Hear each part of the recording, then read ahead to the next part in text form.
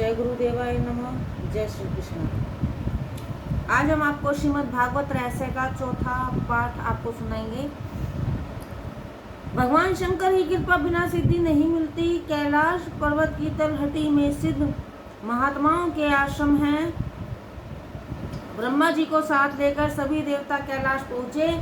महादेव ब्रह्मा जी को साष्टांग प्रणाम करते हैं। सभी देवता शिव को नमन करते हैं। ब्रह्मा जी हंसते हुए शंकर भगवान से कहते हैं, यज्ञ को उत्पन्न करने वाले भी आप हैं और विध्वंस करने वाले भी आप ही हैं।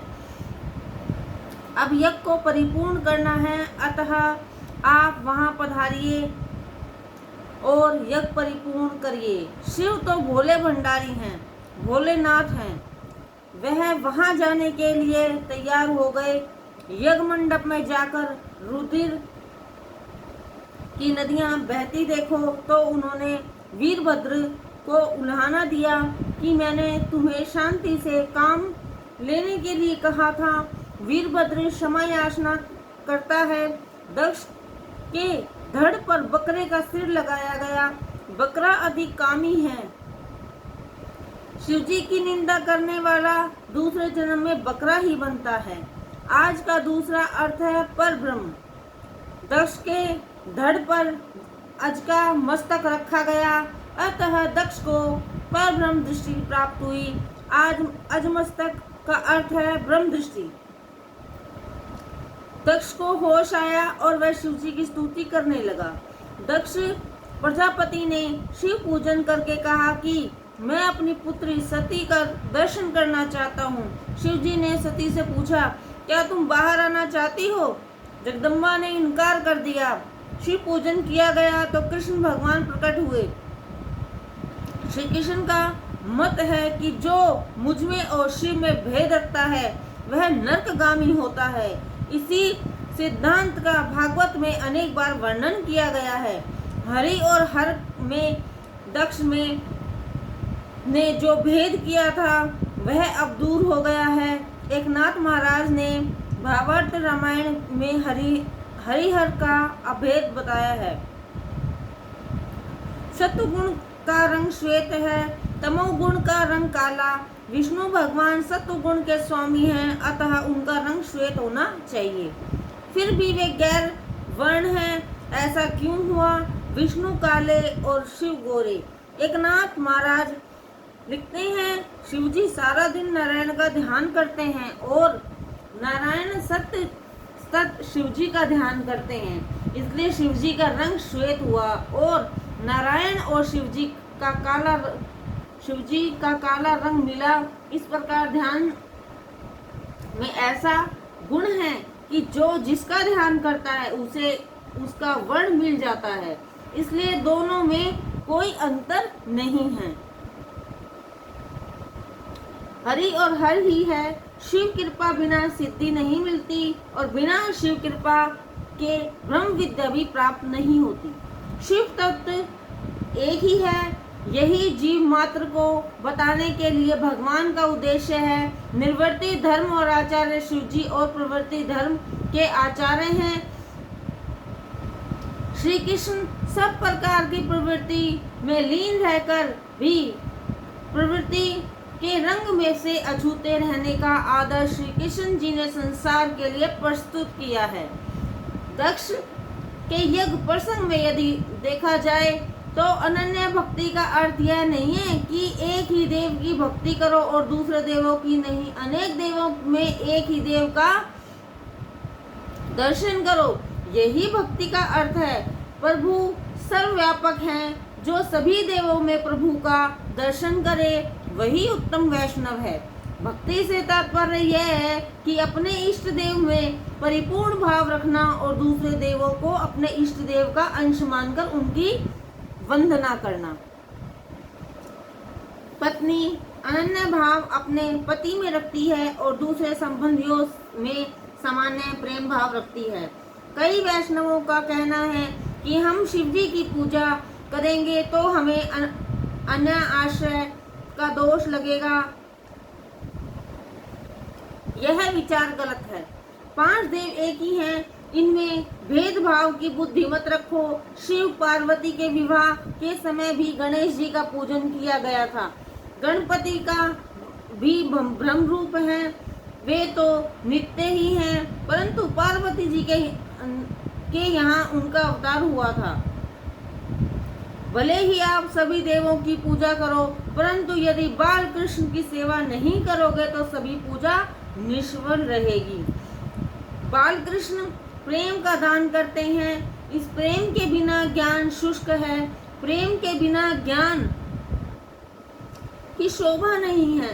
दक्ष प्रजापति ने यज्ञ किया, मगर उसने भेदभाव की बुद्धि रखने के कारण शिव जी की पूजा नहीं की, इसलिए उसके यज्ञ में विघ्न उपस्थित हुआ। यह शरीर एक पंचयतन है, पंच तत्वों से निर्मित है। हमारा शरीर है एकाएक तत्व का एकाएक देव है। इस पंचायतन के 5 प्रधान देव हैं। पृथ्वी तत्व गणेश, गणेश जी की उपासना से विघ्नों का नाश होता है। गणेश विघ्न हरता देव हैं। गणेश की उपासना करने में आपके सत्कार्य में कोई विघ्न नहीं होगा। जल तत्व शिव जी है। शिव की उपासना से ज्ञान प्राप्त होता है। तेज तत्व सूर्य, सूर्य की उपासना हमें निरोगी बनाती है। आरोग्य भास्कर रात इच्छेद। पृथ्वी पर सूर्य अप्रत्यक्ष साक्षात देव है। एक नास्तिक ने भगवान के दर्शन करने के लिए कहा। मैंने सूर्य की ओर इशारा करते हुए कहा कि यह साक्षात परमात्मा है। प्रतिदिन कम से कम 11 सूर्य नमस्कार करो। नमस्कार प्रिय भानु, जलपधार प्रियो शिवः, अलंक प्रियो कृष्णः, ब्राह्मणो मदोक प्रियः। वायु तत्व माता, पार्वती माता की उपासना धन धान्य से परिपूर्ण रखती है। आकाश तत्व विष्णु, भगवान विष्णु की उपासना प्रेम देती है और प्रेम बढ़ाती है। सूर्य की पूजा से जीवन निरोगी बनता है। शिव जी की पूजा से ज्ञान लाभ मिलता है। पार्वती माँ की उपासना से संपत्ति होने पर भी प्राप्त होती है। बुद्धि शरीर संपत्ति होने पर भी यदि कृष्ण की सेवा पूजा नहीं करोगे तो सारी पूजाएं व्यर्थ हैं। श्री कृष्ण प्रेम के दाता हैं। द्वारकाधीश की सेवा स्मरण में तन्मय होने के बाद यदि दक्ष ने शिव जी की उपासना छोड़ दी होती तो उसमें कोई हर्ज नहीं था, परंतु उसके मन में शिव जी के प्रति वैर भाव था। उसने कुभाव से यज्ञ किया, अतः वह यज्ञ पाप रूप बन गया। जीव की ही दक्ष है और सद्गुरु शिव हैं। शिव को सादगी से पूर्ण रखो। शरीर केवल एक मुट्ठी भर भस्म के सिवाय कुछ भी नहीं है, अतः उसका अनावश्यक साज श्रृंगार और लालन पालन त्याग दो। यदि शिवजी का उपदेश यही शिवजी का उपदेश है, इसलिए वे अपने श्रृंगार पर भस्म लगाते हैं। मानव जीवन तपस्या के लिए है। जो तप नहीं करते उनका पतन अवश्य होता है। मानव जीवन का लक्ष्य लोभ नहीं भजन होना चाहिए। ईश्वर भजन संभाव और सद्भाव सिद्ध करने के लिए सत्संग की जरूरत है। संभाव तभी सिद्ध होगा जब प्रत्येक जड़ चेतन में ईश्वरी भावना उत्पन्न हो। मानव अवतार परमात्मा को आराधना और तप करने के लिए हुआ है। पशु भी भोगों का उपभोग करते हैं, परंतु यदि मनुष्य केवल भोगों के प्रति ही दीवाना रहेगा तो मनुष्य और पशु में क्या अंतर होगा। पशु में बुद्धि नहीं होती, इसलिए उसे पशु कहा जाता है। परंतु मनुष्य में बुद्धि होती है, जिससे वह अपने भीतर का उद्धार कर सकता है। भविष्य की चिंता मनुष्य कर सकता है, पशु नहीं। ईश्वर ने पशु को न तो बुद्धि दी और न ही ज्ञान, इसलिए वह पशु कहलाता है। तप न तो देव कर सकते हैं और न ही पशु। देव पुण्य का उपभोग कर सकते हैं, तपस्या का अधिकार केवल मनुष्य को ही है। मनुष्य विवेक पूर्ण भोगों का उपभोग भी कर सकता है। मनुष्य जीवन भिन्न भिन्न प्रकार के तप करने के लिए तप भी कई प्रकार के होते हैं। कष्ट सहते हुए सत्कर्म करना तप है, उपासना भी तप है। पूर्णिमा अमावस्या के दिन पवित्र माने गए उस दिन अनशन करना चाहिए। परोपकार में शरीर को लीन करना भी तप है। गीता में तप और व्याख्या करते हुए कहा गया है, भाव संशुद्धि सबसे बड़ा तप है। सभी में ईश्वर भाव रखना भी तप कहलाता है। संसद जड़ और चेतन में ईश्वर विराजमान है, यह अनुभव करना महान तप है। अर्थात अंतकरण में पवित्रता से हृदय में सर्वदा शांति और प्रसन्नता बनी रहेगी। प्रिय और सत्य बोलना वाणी का तप है। पवित्रता, सरलता, ब्रह्मचर्य, अहिंसा शरीर संबंधी तप है। सभी के प्रति स्वभाव और सद्भाव रखने वाले के मन में काम कभी प्रविष्ट नहीं होता। विकार और वासना को नष्ट करने का यह श्रेष्ठ उपाय है। जो सभी के प्रति सद्भाव और समभाव रखता है और सभी में ईश्वर का अंश का अनुभव करता है, उसका जीवन सफल होता है। प्रजापति दक्ष ने यज्ञ में शुद्ध भाव और समभाव नहीं रखा, अंततः उसे दुख भोगना पड़ा। उसने शिवजी के प्रति कुभाव रखकर यज्ञ किया था, अतः उसका कल्याण नहीं हुआ। उसने यज्ञ करते हुए भी यह दुर्भावना रखी थी कि वह शिवजी की पूजा नहीं करेगा, इसलिए यज्ञ कार्य में रुकावट उपस्थित हुई। अतः कभी भी किसी के प्रति दुर्भावना मन में मत रखो। सद्भाव रहित होने के कारण दक्ष का धर्म कार्य भी अधर्म कार्य बन गया। प्रजापति दक्ष के यज्ञ कार्य का वर्णन करने का तात्पर्य हरि और हर में भेदभाव रखने से है।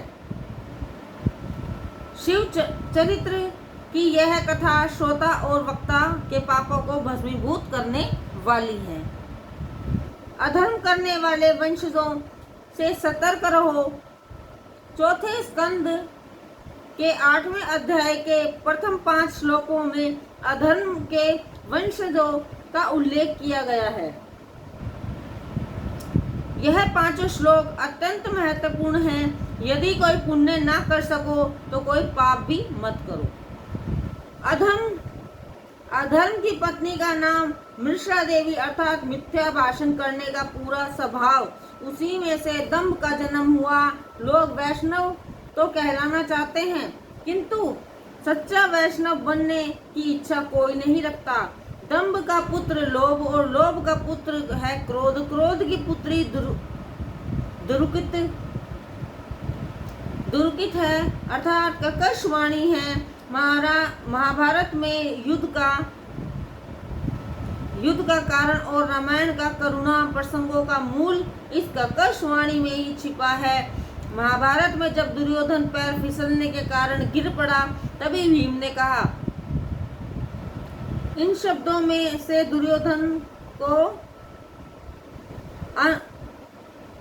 तभी भीम ने कहा, अंधस्य पुत्र अंधः। इन शब्दों से दुर्योधन को लज्जा और अपमान अनुभव हुआ और इसका परिणाम महाभारत का दारुण युद्ध छिड़ गया।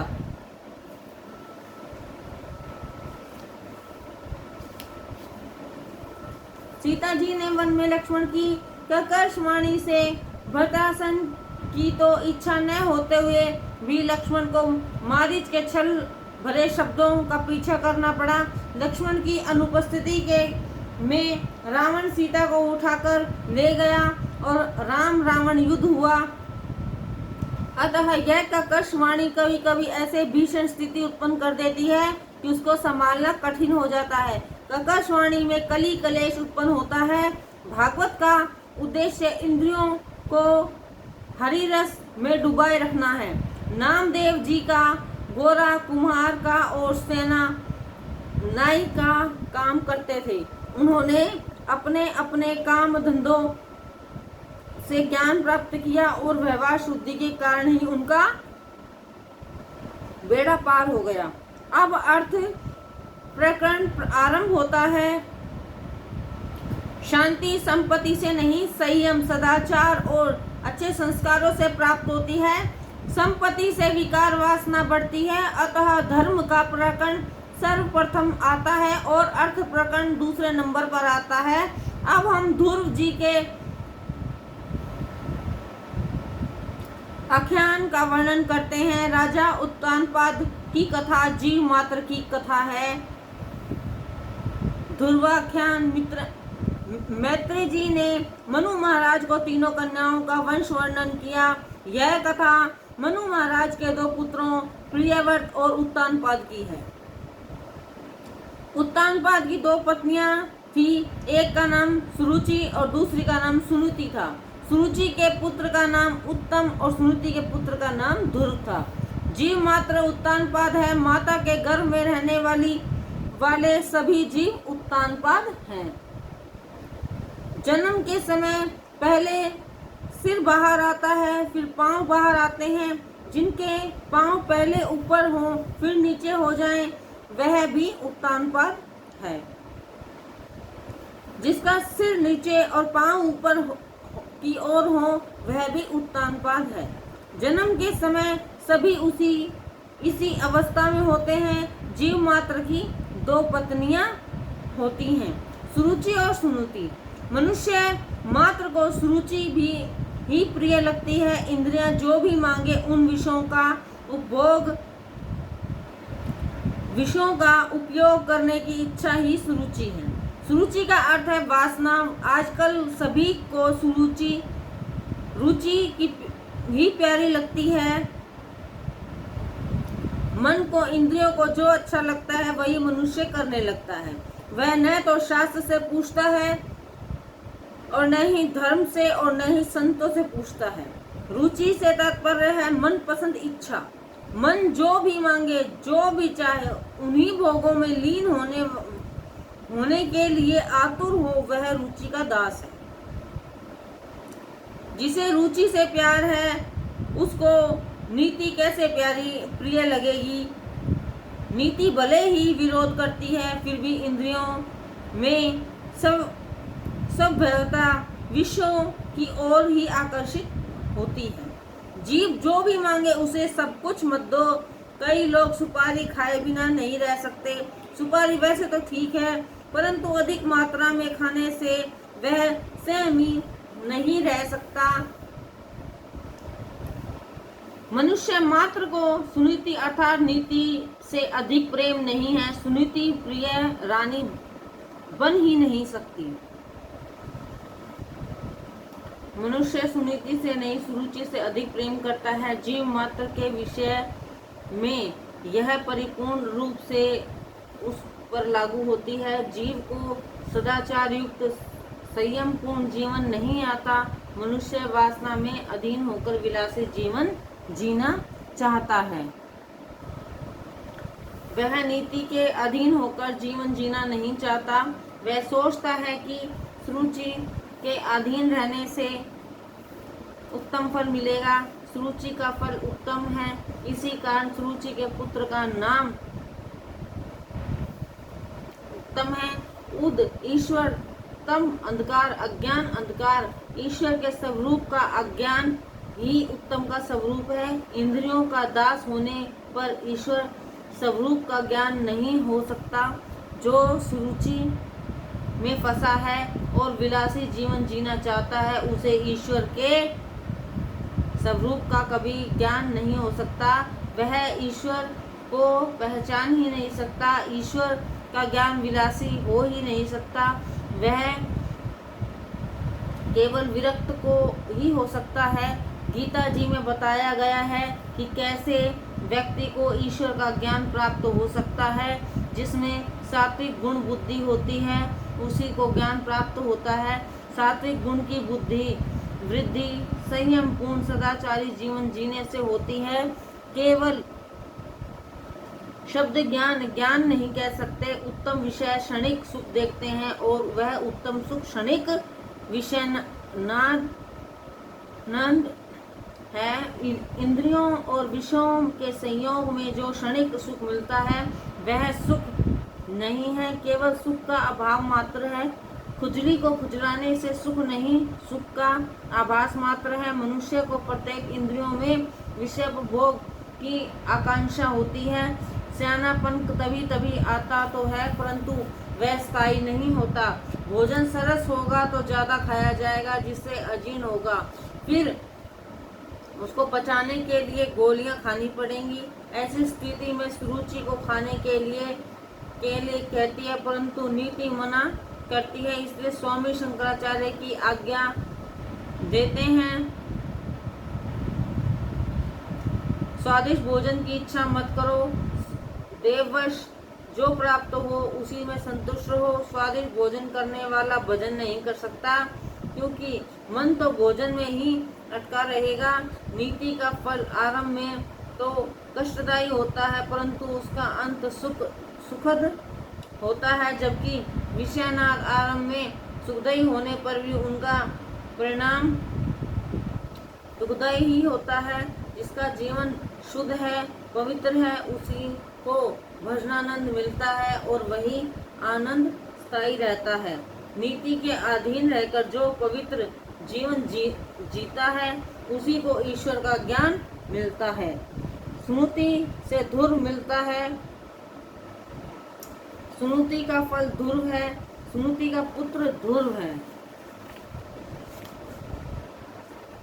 ध्रुव का अर्थ है अविनाशी अनंत सुख का ब्रह्मानंद का कभी नाश नहीं होता। जो नीति के अधीन रहेगा उसे ध्रुव का ब्रह्मानंद प्राप्त होता है। मनुष्य यदि सुनीति के अधीन रहेगा तो सदाचारी बनेगा, परंतु यदि वह सुरुचि के अधीन रहेगा तो दुराचारी बनेगा। आपके सामने ये दोनों आनंद हैं, विश्वानंद और परमानंद। आप किसे चुनना पसंद करोगे? भजनानंद ही पसंद करने योग्य है। पहला आनंद क्षणिक सुख देता है और उसका परिणाम दुखद होता है। दूसरा आनंद शुरू में कष्टदायी होता है, परंतु उसका अंत सुखदायी है। दो मित्र यात्रा करने के लिए निकले। उनमें से एक की आदत ऐसी थी कि उसे बिना पलंग के तकिए के नींद नहीं आती थी। उसने बोरिया बिस्तर तो बांध लिया, परंतु उसे ढोने के लिए उसे कोई मजदूर नहीं मिला, अतः वह सारा सामान उसे स्वयं को ही उठाना पड़ा। रास्ते में एक सज्जन मिले, उन्होंने उसकी दशा देखकर कहा कि यह बोझ कितना कष्टदायी है, तुम इसके बिना यात्रा क्यों नहीं करते? तब उसने कहा, चाहे यह बोझ मुझे स्वयं ही क्यों ना उठाना पड़े, परंतु रात को सोने में तो आनंद आएगा। रात्रि के आनंद के लिए वह सारा दिन बोझ उठाए चलता रहा। फिर रात को उसे कैसा आनंद आता होगा, यह कथा किसी और की नहीं, हम सबकी है। जीव आत्मा यात्रा करने के लिए निकली है। क्षणिक सुख के लिए दुखों को पर्वत सिर पर उठाकर चलता रहता है। थोड़े समय के लिए सुख के लिए कितनी चिंता और कितना कष्ट उठाता रहता है। विषय युक्त क्षणिक नहीं तुच्छ है। ध्रुव अविनाशी ब्रह्मानंद और भजनानंद स्वरूप है। जीव जब ब्रह्मानंद की ओर जाना चाहता है और सुरुचि विघ्न पैदा करती है। जीव और ब्रह्मानंद का मिलन सुरुचि होने नहीं देती। जो मनुष्य सुरुचि के अधीन मानो वह कामाधीन है। राजा उत्तानपाद के 2 रानियां और 2 पुत्र थे। राजा को सुरुचि से अत्यधिक प्रेम था, वह सुनीति से प्रेम नहीं करता था। हम भी नीतियों से प्रेम नहीं करते, परंतु इंद्रियां और वासना की ओर ले जाने वाली सुरुचि से प्रेम करते हैं। एक बार राजा उत्तानपाद सिंहासन पर विराजमान थे। सुरुचि भी वहीं पास में ही बैठी हुई थी। सुरुचि का पुत्र उत्तम राजा की गोद में खेल रहा था। ध्रुव ने जब यह देखा तो उसके मन में भी पिता की गोद में बैठने की इच्छा हुई। वह दौड़कर पिता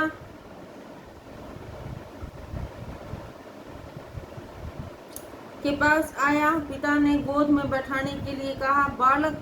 बाल कृष्ण का ही सब रूप है, उसका कभी अपमान मत करो। बड़े बड़े महात्मा भी बच्चों से खेलते थे। रामदास स्वामी एक बार जब बच्चों के साथ खेल रहे थे तो शिष्यों ने पूछा कि आप यह क्या कर रहे हैं। तो स्वामी जी ने कहा, वे पोर ते थोर होई नी गेले, वे थोर चोर होई नी मेले। इन बच्चों के साथ खेलने में मुझे आनंद मिलता है। बच्चों का मन कोमल व पवित्र होता है। बच्चों के मन में जो होता है वही बोलते हैं और जैसा बोलते हैं वैसा ही करते हैं। मन, वाणी और क्रिया एक समान होने पर ही तुम भगवान की भक्ति सही प्रकार से कर सकोगे। वही भक्ति तुम्हें आनंदित भी करेगी। बालक सदैव निर्दोष होता है, उसे कपट करना मत सिखाओ। बचपन में उनमें अच्छे संस्कारों का रोपण करो, परंतु अनुचित लाड़ प्यार भी मत करो। राजा ने ध्रुव को अपनी गोद में लेना चाहा, परंतु सुरुचि को ध्रुव का गोद में लेना अच्छा नहीं लगा। जीव के पास जब भी भजनानंद आता है, सुरुचि बाधा उत्पन्न करती है। पूजा करते समय मन रसोई घर की ओर गया और प्रभु भजन करते समय विषय की ओर वह बह गया तो समझ लेना कि सुरुचि आ गई है। राजा ध्रुव को अपनी गोद में बैठाए। यह बात सुरुचि को नहीं भाई। उसने सोचा कि राजा जीवात्मा को ध्रुव अब भजनानंद मिलेगा तो वासनाधीन नहीं होंगे और मेरा कुछ भी काम नहीं बन पाएगा। सुरुचि ने राजा को ध्रुव की गोद में लेने से रोका। राजा रानी के अधीनता का मात था। उसने सोचा कि यदि मैंने ध्रुव को गोद में बैठा लिया तो सुरुचि नाराज हो जाएगी। चाहे कुछ भी हो जाए, पर मैं सुरुचि को नाराज नहीं कर सकता। जरूरत से ज्यादा स्त्री के अधीन रहना पाप है। शास्त्र तो यहाँ तक कहते हैं कि ऐसे स्त्री अधीन पुरुष को देखना भी पाप है। कहने पर उत्तानपाद एक राजा था, परंतु रानी का तो दास था। सभी की स्थिति अक्सर ऐसी ही होती है। बाहर तो सब अकड़ दिखाते हैं, परंतु घर में भीगी बिल्ली के समान रहते हैं। राजा ने ध्रुव की अवहेलना की और अपना मुख मोड़ लिया। ध्रुव की ऐसी आशा नहीं थी। उसने हाथ बढ़ाकर राजा से गोद में बिठाने के लिए कहा भी, परंतु सुरुचि ने ध्रुव से कहा, जा भाग जा यहाँ से, तू राजा की गोद में बैठने के योग्य नहीं है। तू उस रानी सुनीति का पुत्र है जिसे राजा पसंद भी नहीं करते, इसलिए तू उसकी गोद में नहीं बैठ सकता। ध्रुव ने पूछा, माता क्या मैं अपने पिता का पुत्र नहीं हूँ? सुखदेव जी वर्णन कर रहे हैं। सुरुचि ने उस समय ध्रुव को ताना मारते हुए कहा कि तेरी माता रानी नहीं है, तेरी माता तो दासी है, रानी तो मैं हूँ। यदि अपने पिता की गोद में बैठने की इच्छा है तो तुझे मेरे गर्भ से जन्म लेना होगा। इसलिए तू वन में जाकर ईश्वर का तप कर और मेरी कोख से जन्म लेने की मांग कर। भगवान की जब कृपा होती है तो सुरुचि के गर्भ से जन्म लेने की मांग क्यों की जाए? परंतु सुरुचि तो अज्ञानी थी, इसलिए ऐसा कह रही थी। ध्रुव को आशा थी कि पिता उसे कुछ पल के लिए तो गोद में अवश्य ही बिठा लेंगे, परंतु सुरुचि के अपमान से रोता हुआ वह अपनी माता सुनीति के पास चला गया। सुनीति से पूछा कि क्या हुआ पुत्र, तू रो क्यों रहा है? बालक संस्कारी है, इसलिए कुछ कहता भी नहीं और रो भी रहा है। सुनीति समझती है कि मेरा पुत्र मेरी दशा भली भांति समझता है। जिसकी माता सुनीति जैसी हो उसका पुत्र सुशील भी होता है। वंश में जब कई लोगों के पुण्य एकत्र हो जाते हैं तभी ऐसा पुत्र उत्पन्न होता है। ध्रुव ने सोचा कि यदि मैं सारी बात माता को कहूँगा तो माता माता पिता की निंदा का पाप मुझे लगेगा। उसी समय एक दासी ने आकर सारा वृत्तांत कह सुनाया। सुनीति के मन में विचार आया कि मैंने तो सुरुचि का कुछ नहीं बिगाड़ा। यदि मेरे मुख से सुरुचि के प्रति कुछ कटु वचन निकल पड़े तो ध्रुव के मन में हमेशा के लिए वैर भाव के संस्कार उत्पन्न हो जाएंगे, जिससे भविष्य में अनर्थ भी होगा। यह प्रसंग सुनकर सुनीति को दुख तो अवश्य हुआ, परंतु वह ध्रुव को अच्छे संस्कार देना चाहती थी। उसका विचार था कि ध्रुव को राज्य संपत्ति बेशक न मिले, परंतु उसे अच्छे संस्कार देना अति आवश्यक है। माता सुनीति समान हो तो अपने बालक को हजारों शिक्षकों की अपेक्षा भी अधिक अच्छी शिक्षा दे सकती है। सुनीति ने अपने दुख के आवेग पर संयम रखते हुए ध्रुव से कहा, पुत्र, तुम्हारी विमाता ने कुछ बुरा तो नहीं कहा है।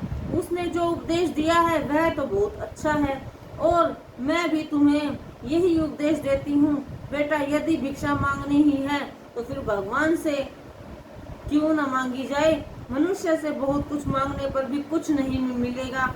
कई बार तो अपेक्षा और अपमान ही मिलता है। अथवा कुछ मांगना ही है तो ठाकुर जी से मांगो। पुत्र, जब भगवान देने पर आते हैं तो इतना अधिक देते हैं कि जीव सब कुछ ले भी नहीं पाता। अतः पुत्र, प्रभु तुझ पर कृपा करेगा, तुझे प्रेम से बुलाकर अपनी गोद में भी बिठाएंगे। वे तेरे ही नहीं, जीव मात्र के सच्चे परमपिता परमात्मा हैं। मैंने तुझे परमपिता परमात्मा को सौंप दिया है। जो पिता तेरा मुख तक नहीं देखना चाहते, उस घर में रहना निरर्थक है। तू इस घर में रहेगा तो तेरी सौतेली माता सदैव तुझे कष्ट देती रहेगी, परंतु तुम रोना नहीं तो मुझे दुख होगा। तेरी विमाता ने तुझे वन में जाने के लिए कहा है, वह ठीक ही कहा है, इसी में तेरा कल्याण है। हे पुत्र, यदि तुम उत्तम की भांति राज सिंहासन पर बैठने की इच्छा रखते हो तो श्री भगवान के चरण कमलों की आराधना करो।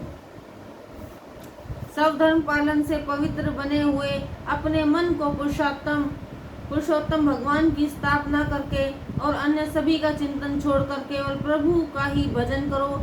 तुम इस घर को त्याग वन में जाकर नारायण का भजन करो। यह सुनकर ध्रुव ने माता से कहा कि माता ने हम दोनों का ही अपमान किया है। इस घर में न तो आपका सम्मान है और न ही मेरा, तो फिर क्यों न हम दोनों ही वन में जाकर प्रभु भजन करें।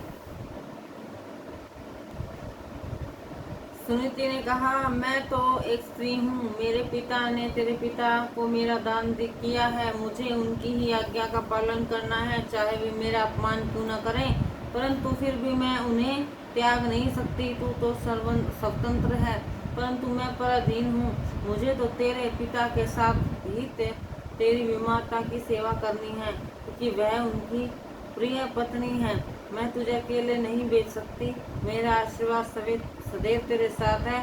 परमात्मा तुम्हें अपनी गोद में अवश्य बिठाएंगे। जब तू मेरे गर्भ में था तब उस समय जिन्होंने तेरी रक्षा की थी वही भगवान वन में भी तेरी रक्षा करेंगे। अतः तुम वन में जाकर परमात्मा की आराधना करो और मेरे नारायण तेरे साथ हैं। परंतु ध्रुव को अभी भी भय सता रहा था। जब सुनीति उसे समझाती है कि पुत्र, तुम अकेले नहीं हो, तुम्हारे नारायण भगवान तुम्हारे साथ हैं। जीव यह अनुभव नहीं करता कि ईश्वर उसके साथ हैं, हर समय हर स्थान पर हैं। वही जीव मात्र के सच्चे मित्र और हितैषी हैं। भगवान यह नहीं देखते कि वह व्यक्ति धनी है अथवा निर्धन है, शिक्षित है या शिक्षित, छोटा है या बड़ा। भगवान केवल यही देखते हैं कि इस व्यक्ति के हृदय में मेरे प्रति कितना प्रेम है। प्रभु को प्रेम से पुकारोगे तो वे दौड़ते हुए तुम्हारे पास चले आएंगे। अपने दुख की व्यथा प्रभु के सामने एकांत में कहो, प्रभु को मनाओ, उनसे कहो कि मेरा पाप करने का स्वभाव छूटता नहीं है, मुझ पर कृपा करो। वे तुम्हारी प्रार्थना अवश्य सुनेंगे। ध्रुव ने पूछा कि माता, क्या मुझ जैसे अबोध बालक को भगवान मिलेंगे? सुनीति ने ध्रुव को समझाते हुए कहा, हाँ पुत्र, तुम्हें प्रभु अवश्य ही मिलेंगे। तुम केवल मन लगाकर उनका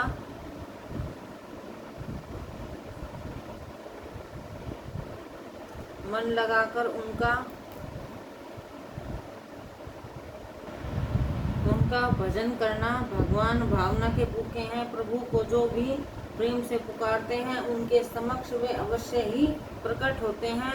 बिना आतुरता के भगवान नहीं मिलते।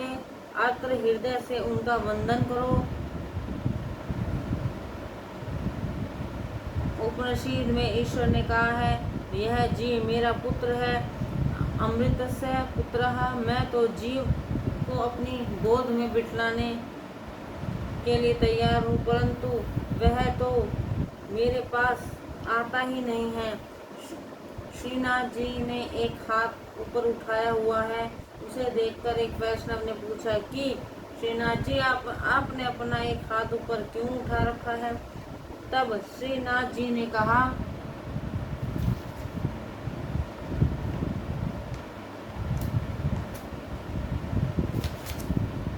कि मेरे सभी भक्त मुझे भूल गए हैं। मैं एक हाथ उठाकर रोज उन्हें बुलाता हूँ, किंतु वे पास आते ही नहीं। सुनीति ने पूछा कि बालक ध्रुव मेरी ही वंदना कर रहा है, परंतु यदि वह अपनी विमाता की भी सद्भाव से वंदना करे तो उसका कल्याण हो। किसी के प्रति देश भाव रखकर ईश्वर की आराधना नहीं की जा सकती, और यदि की भी जाए तो वह निष्फल ही रहेगी।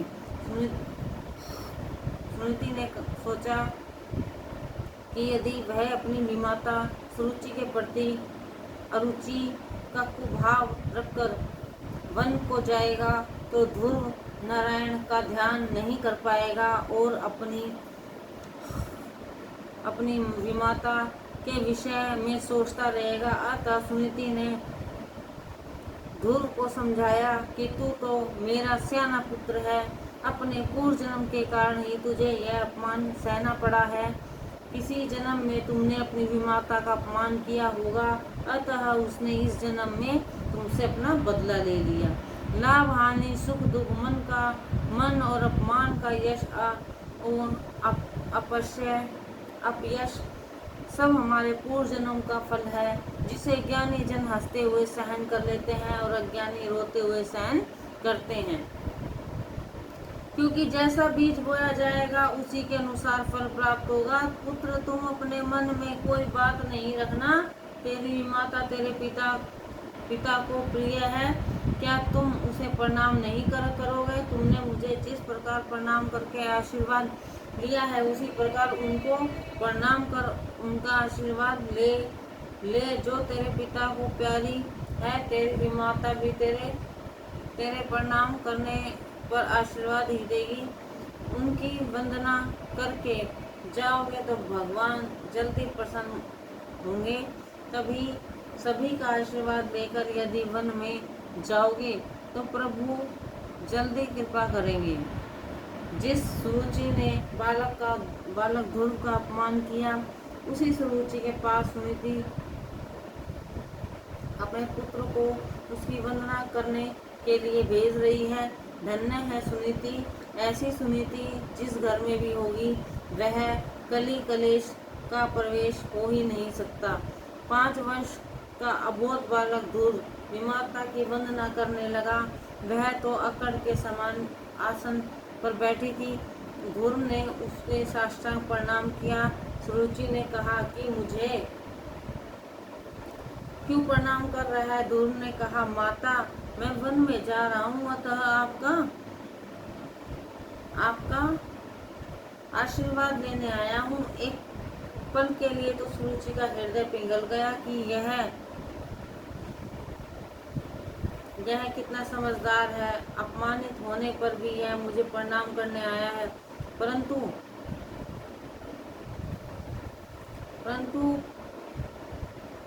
स्वभाव की दुष्टता तो जाती ही नहीं है और वह शीघ्र सुधरता भी नहीं है। उसने सोचा कि यदि यह यहाँ रहेगा तो उत्तम के राज्य में से वह अधिकार मांगेगा। इसलिए उसने ध्रुव से कहा, ठीक है, वन में जा रहा है तो जा, मेरा आशीर्वाद तेरे साथ है। बालक ध्रुव के प्रणाम करने पर भी सुरुचि के हृदय में विशेष भाव जागृत नहीं हुआ। स्वभाव को सुधारना बहुत ही कठिन कार्य है, इसलिए कहा गया है, कस्तूरी की क्यारी करी, केसर की बनी खाद, पानी दिया गुलाब का, ताऊ प्याज की प्याज। सत्कर्म का पुष्प जब तक भली भांति बढ़ ना जाए तब तक स्वभाव सुधर नहीं सकता। सुखदेव जी वर्णन कर रहे हैं कि 5 वर्ष का बोध बालक माता से आशीर्वाद लेकर वन में आया। भागवत की माता पुत्र का तपस्या करने के लिए वन में भेजती है, जैसे सुमति ने ध्रुव को भेजा। आजकल की माताएं तो अपने बच्चों को सिनेमा दिखाने के लिए भेजती हैं, साथ में पैसे भी देती हैं और सिनेमा देखने के लिए कभी किसी का सिनेमा देखने से कभी किसी का कल्याण हुआ है? जो बच्चों का कल्याण होगा, इससे तो आंखें, शरीर और अतः में जीवन भी बिगड़ जाएगा। जैसा खर्च करके अंधेरे में बैठना ज्ञान नहीं है तो और क्या है? यह मजाक या हंसने की बात नहीं है, रोने की बात है। सिनेमा देखने के लिए संतानों को अच्छे बालक को भेजने वाली माता शत्रु है। धन्य है सुनीति जैसी माताएं जो अपने संतान को अच्छे संस्कार देती है। बालक माता के दोष के कारण, चरित्रहीन पिता के दोष के कारण, मूर्ख वंश में के दोष के कारण कायर और स्वयं को कारण दरिद्र होता है। दोनों माताओं का आशीर्वाद लेकर बालक ध्रुव वन में चला गया। वह सोचता है कि वन में जंगली जानवर और हिंसक पशु होंगे, कहीं वे मुझे खा तो नहीं जाएंगे। फिर सोचता है कि नहीं, मैं अकेले नहीं हूँ। माता ने मुझे कहा था कि मैं जहाँ जाऊँगा वहाँ नारायण भी मेरे साथ होंगे। सभी से आशीर्वाद लेकर जो वन में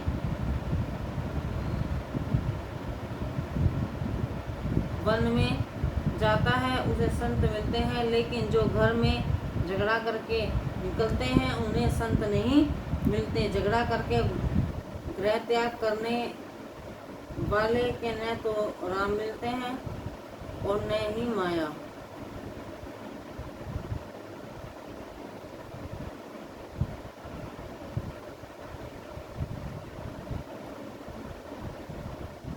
झगड़ा करके गृह त्याग करने वाले को न तो राम मिलते हैं और न ही माया। ध्रुव सोचता चला जा रहा है कि घर पर ना तो मुझे बेटा कहकर, घर पर माता तो मुझे बेटा कहकर पुकारती थी, परंतु यहाँ वन में मुझे बेटा कौन कहेगा? यहाँ मुझे गोद में कौन बैठाएगा? कौन मुझे प्यार करेगा? यही सोचते हुए बालक ध्रुव आगे बढ़ता जा रहा था। सामने से उसे नारद जी आते हुए दिखाई दिए। उसने सोचा कि यह कोई संत महात्मा है। ध्रुव ने उन्हें साष्टांग प्रणाम किया। प्रणाम साष्टांग ही करना चाहिए। प्राकृतिक अष्टदा है। अष्टदा प्राकृतिक स्वरूप परमात्मा में मिल जाने की इच्छा व्यक्त करने के लिए साष्टांग प्रणाम किया जाता है। प्रणाम करने से आत्म निवेदन होता है। अधिकारी शिष्य को उपभोग में ही गुरु मिल जाते हैं। सदगुरु और ईश्वर तत्व एक ही है। परमात्मा और सदगुरु सर्वव्यापक हैं। सर्वव्यापी को खोजने की आवश्यकता नहीं है, पहचानने की जरूरत है। बालक ध्रुव की विनम्रता से नारद जी प्रसन्न हुए। उनका संत हृदय द्रवित हो गया। उन्होंने ध्रुव को गोद में उठा लिया, सिर पर प्यार से हाथ फेरने लगे। महापुरुषों का हाथ जब मस्तक पर पर फिरता है तो मन के सारे विकार शांत हो जाते हैं। ध्रुव को अनुभव हुआ कि माता के आशीर्वाद से यहाँ मार्ग में एक और माता मिल गई। जन्मदाता माता बालक को स्तनपान करा के पुष्ट बनाती है और गुरु रूपी माता सदैव के लिए स्तनपान छुड़ाती है, अर्थात जन्म मृत्यु के चक्र से मुक्ति कराती है, जो मोक्ष दिलाए, जिसे फिर कभी स्तनपान करने की आवश्यकता ही ना पड़े। स्तनपान जिससे में तुझे फिर भी कभी स्तनपान करना ही ना पड़े। पान कराने वाली माता गुरु से ही श्रेष्ठ है। गुरु कहते हैं कि बेटा तुझे मैं ऐसा उपदेश दूंगा जिससे तुझे फिर कभी स्तनपान करना ही नहीं पड़े। नारद जी ने ध्रुव से पूछा, बेटे तू कहाँ जा रहा है? ध्रुव ने कहा, मैं भगवान के दर्शन करने के लिए वन में जा रहा हूँ। मेरी माता ने मुझसे कहा है कि मेरे सच्चे पिता तो नारायण भगवान है, मैं उन्हीं की गोद में बैठने के लिए जा रहा हूँ। ध्रुव की बात सुनकर नारद जी ने उनकी परीक्षा लेनी चाहिए। सतगुरु परीक्षा लेने के पश्चात ही उपदेश देते हैं। नारद जी ने कहा, अरे अभी तो तुम बहुत छोटे हो, यह तो तुम्हारी खेलने कूदने की अवस्था है। प्रभु का जप करने की अभी तुम्हारी उम्र नहीं है, और भगवान तो मेरे विचार में तो साधारण पुरुषों के लिए ईश्वर को प्रसन्न करना बड़ा ही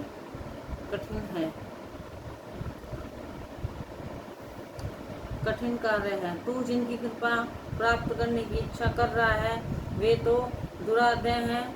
बड़े बड़े ऋषि कई जन्मों तक ईश्वर की आराधना करते हैं, फिर भी वे भगवान से नहीं मिल पाते। वे भगवान का मार्ग तो ढूंढते हैं, परंतु उनसे फिर भी नहीं मिल पाते। तू पहले बड़ा होकर सब प्रकार के सुखों का उपभोग कर, फिर वृद्ध अवस्था में निवृत्त होकर वन में आ जाना, तब शांति से भजन करना, राम नाम का जाप करके भगवान का दर्शन कर लेना। तू चाहता है कि भगवान तुझे अपनी गोद में बिठा ले, परंतु कितने ही बड़े बड़े ऋषि मुनि हजारों वर्षों की तपस्या करने के बाद भी उन्हें समीप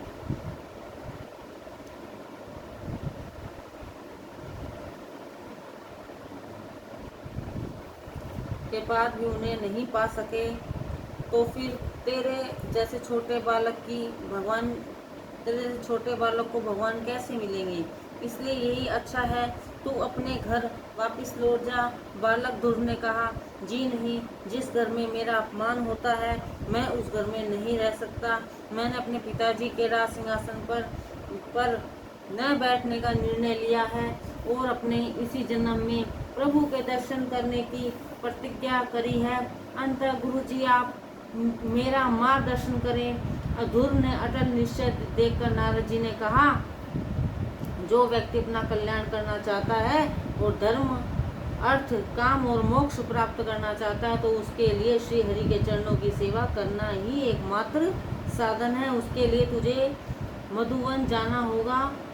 वृंदावन में मधुवन वह स्थान है जहाँ ध्रुव और नारायण भगवान के दर्शन करते हुए यमुना महारानी कृपा देवी का अवतार है। वह बहुत ही कृपालु है। भागवत में कुछ ऐसे स्थानों का वर्णन है जहाँ परमात्मा अखंड रूप से विराजते हैं। मधुवन में श्री रंगम आदि श्री रंगम में द्वारका में भी भगवान विराजते हैं। उन्होंने द्वारके को त्यागा नहीं है। गुड़ोना की भक्ति अनन्य थी, अतः उनका एक स्वरूप डाकोर में आया था। गंडक नदी के किनारे पुलक ऋषि के आश्रम में भी उनका अखंड वास है।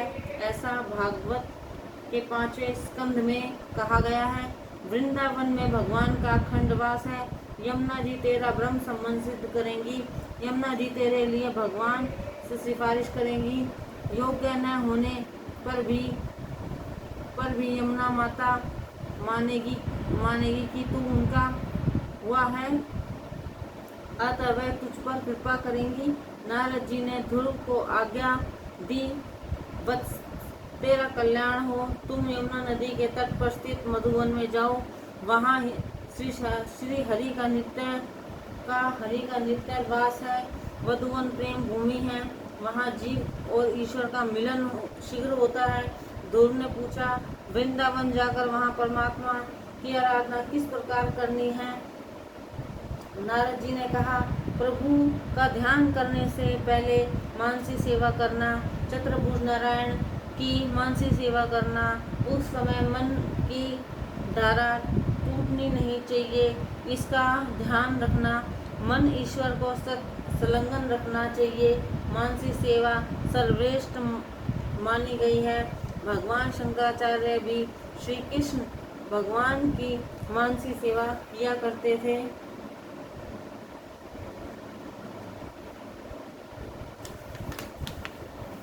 जो विरक्त सन्यासी मानसी सेवा करे वह उत्तम है, परंतु गृहस्थ के मात्र मानसी सेवा करने से कुछ नहीं बन सकता। गृहस्थी को मानसी सेवा और प्रत्यक्ष दोनों सेवा करनी चाहिए। मानसी सेवा के लिए सबसे उत्तम समय प्रातःकाल का 4 बजे से 4:30 बजे तक का है। शिव जी भी व्यक्ति के मुख देने बिना सेवा करनी चाहिए। मुख देखे बिना सेवा करनी चाहिए। प्रातःकाल उठकर ध्यान करो कि तुम गंगा किनारे बैठे हो। मन से ही गंगा जी में स्नान करो। तुम अभिषेक के लिए चांदी के कलश में गंगा जल लाओ। ठाकुर जी को जगाने पर आचमन कराओ। मंगल के बाद माखन मिश्री और जरूरत पड़ेगी भोलेनाथ शंकर कर जो कुछ नहीं चाहिए, परंतु कन्हैया तो सभी कुछ मांगता है। फिर कृष्ण को स्नान कराओ। शंकर जी तो शीतल जल से स्नान कर लेते हैं, परंतु बालकृष्ण को गर्म जल से स्नान कराओ। फिर ठाकुर जी का श्रृंगार करो। श्री कृष्ण जी तो श्रृंगार न करने पर भी सुंदर लगते हैं, परंतु श्रृंगार करने से तुम्हारा मन भी सुंदर होगा। अपने विकृत मन को सुधारने के लिए ही श्रृंगार करना है। श्रृंगार करने से समाधि का आनंद प्राप्त होता है। श्रृंगार करने के पश्चात भगवान को भोग लगाकर तिलक करो, आरती करो। उस समय तुम्हारा हृदय आर्द्र होना चाहिए। पद्म पुराण में आरती का क्रम बताया गया है। पहले चरण जंघा, वक्षस्थल, मुख और उसके पश्चात सर्वों की आरती उतारनी चाहिए। आरती करते समय प्रभु दर्शन के लिए अत्र बनना चाहिए। भगवान के दर्शन करते हुए ध्यान करना है। श्री हरि का धीर मन से ध्यान करो। जब ध्यान सहित होना चाहिए। कुछ ऐसे लोग भी होते हैं जो जब करते भी संसार का चिंतन करते हैं। ऐसा होने पर जब निष्फल तो नहीं क्या कहा जा सकता, किंतु जैसा फल मिलना चाहिए वैसा फल नहीं मिल सकता। स्नान करने से शरीर की शुद्धि होती है। दान करने से धन की शुद्धि होती है। ध्यान करने से मन की शुद्धि होती है। जप और ध्यान एक साथ होना चाहिए। जप करते समय जिस देव का तुम ध्यान कर रहे हो उसकी मूर्ति तुम्हारे मन में से हटनी नहीं चाहिए। जीभ से भगवान का नाम, मन से उनका स्मरण, आँखों से उनका दर्शन, कानों से उनका श्रवण करो। नारद जी ने ध्रुव से कहा, मैं तुम्हें एक मंत्र भी दे रहा हूँ। ओम नमो भगवते वासुदेवाय। इस महामंत्र को तुम सतत जप करते रहो, भगवान प्रसन्न होंगे और मेरा आशीर्वाद तुम्हारे साथ है। 6 महीने में ही तुम्हें भगवान की प्राप्ति होगी। संचित प्रारब्ध कर्म और जलाने के लिए 3 जन्म लेने पड़ते हैं। गीता जी में भगवान ने कहा है कि कई जन्मों के पश्चात जीव प्राप्त करता है। विद्वानों ने इसका अर्थ यह है कि बहुनाम अर्थात 3 जन्म अपने कर्मों के नाश के लिए योगियों ज्ञानियों को 3 जन्म तो लेने ही पड़ते हैं, परंतु भगवान में वर्णित ध्रुव चरित्र में कहा गया है कि जब करने से 6 महीने में भगवान मिलते हैं। ध्रुव जी ने कहा है कि मैंने 6 मास में ही भगवान भागवत चरणों की छाया प्राप्त कर ली है। यह बिल्कुल सत्य है कि तुम भी अनुभव करके देखो, किंतु वैसे ही जैसे ध्रुव ने तपस्या की थी, साधना करने से सिद्धि प्राप्त होती है। ध्रुव जी ने कई जन्मों तक तपस्या की थी। पूर्व जन्म में ही उन्हें 6 महीने में भगवान के दर्शन होने वाले थे। उस योग को पूर्ण होने में अभी 6 मास बाकी शेष थे। अपने पूर्व जन्म में वे ध्यान कर ही रहे थे कि कहीं पर राजा रानी आ गए। उनको देखकर ध्रुव जी सोचने लगे कि ये राजा रानी जैसा सुखभोग कर रहे हैं, वैसा मैंने तो सुखभोग कभी किया ही नहीं। इसी कारण उन्हें राजा उत्तानपाद के यहाँ जन्म लेना पड़ा। नारद जी अब राजा उत्तानपाद के पास गए। वियोग में सभी को बिछड़े हुए व्यक्ति के गुणों की भी याद आती है। राजा उत्तानपाद जब पश्चाताप करते हुए ध्रुव के गुणों को याद कर रहे हैं। नारद जी ने सोचा, चाहे कुछ भी हो, परंतु यह मेरे शिष्य के माता पिता हैं, मुझे इनका भी उद्धार करना होगा। इस समय यह राजा सूची के अधीन है।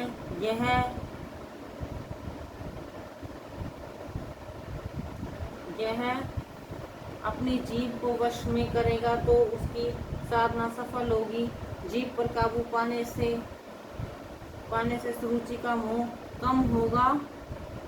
नारद जी ने राजा से कहा कि तुम 6 मास केवल दूध ही पीना और अनुष्ठान करना। इधर ध्रुव मधुवन में आए। पहले दिन उन्होंने अनशन किया और फिर 3 दिन तक एक आसन पर बैठकर ध्यान किया।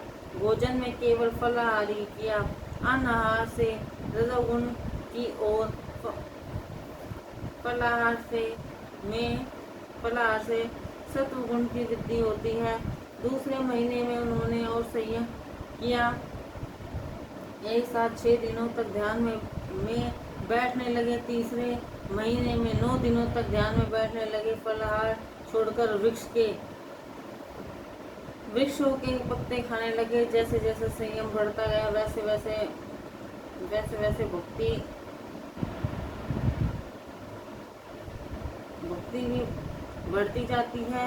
जिस विषय का त्याग कर दिया उसमें फिर कभी मन इंद्रियां मत लगने दो। चौथे मास में ध्रुव जी ने केवल यमुना जल पीकर 12 दिनों तक एक ही आसन पर बैठकर ध्यान किया था। 5वें मास में उन्होंने जल का भी त्याग कर दिया और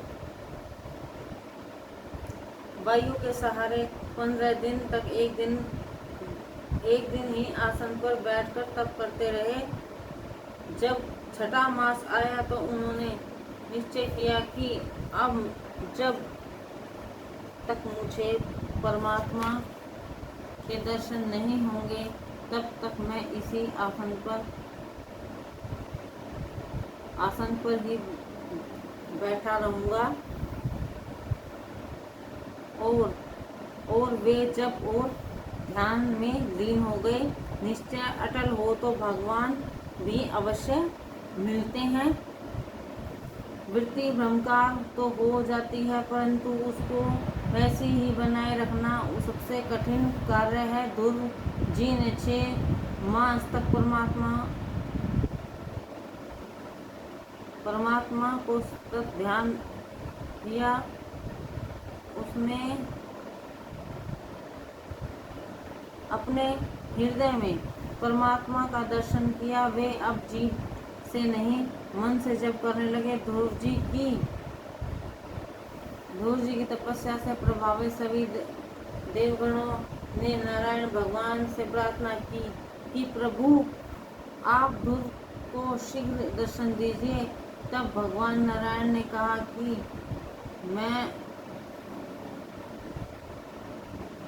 मैं ध्रुव को दर्शन देने नहीं, उसका दर्शन